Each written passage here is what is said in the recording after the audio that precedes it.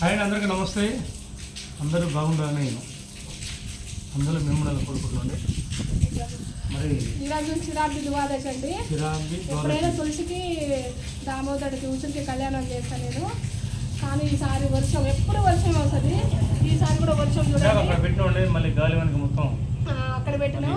మళ్ళీ గాలి వాన వస్తుంటే మళ్ళీ ఇక్కడ పెట్టినాం. అయినా ప్రమిదలు ఆగట్లేదు, ఇక్కడ దీపాలు ఆగట్లేదు. ఇలా ఎప్పుడైనా మేము ఇలానే చేసుకుంటామండి. మా చేతనైన వరకు ఇలా చేసుకుంటాం దేవుడి కళ్యాణం. నచ్చితే లైక్ చేయండి, షేర్ చేయండి, కామెంట్ చేయండి, ప్లీజ్ సబ్స్క్రైబ్ చేయండి ప్లీజ్.